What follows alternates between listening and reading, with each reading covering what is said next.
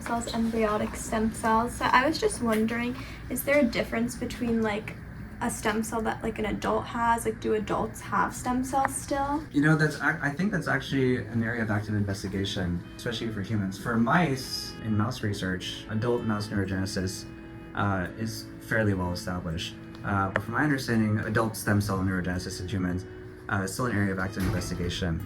But certainly, you know, there are stem cells like that exist in your body, you know, in your skin, in your bone.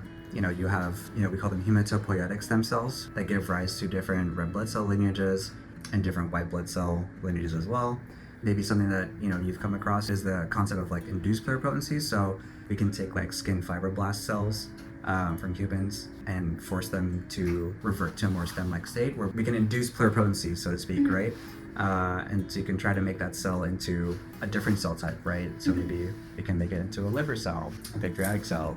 So you're essentially like transforming the cell into like a more specialized cell?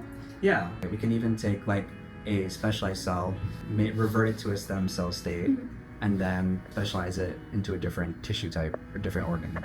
And then in terms of your like everyday job here at the lab, what do you do? Like, what does your schedule look like? My day-to-day is, you know, kind of varies. It also kind of depends on like what experiment I have going on. Like, I don't have a consistent like day-to-day schedule, right? Like some days, you know, I'm imaging like all day. Some days I'm doing an immunostain all day. Other days, you know, I have to do a Western blot or I have to do a quantitative PCR, right? So like, it just kind of depends on what the experiments are going on for the day. And different experiments take different amounts of time. So, you know, it just kind of depends on like what, you know, like where my project is going right now and like what I have to do for the project on a given week. This is what a typical lab space here at Science looks like. Here where like chemicals, you can image the membranes that will eventually, like, that we can use to visualize proteins. Proteins, with the, you know, we have some students working on their work, and then this is my day over here. You know, a bunch of different decor. Is that also beautiful or? Oh, this is what we call a PCR hood. So you notice we had one here and we had one on the other side.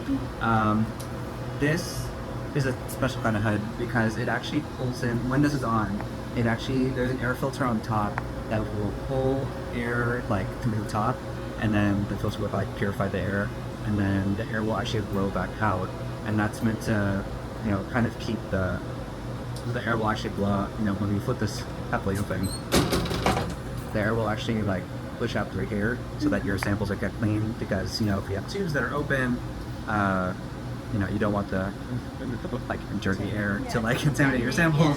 So you have clean air passing through the top and then flowing out here.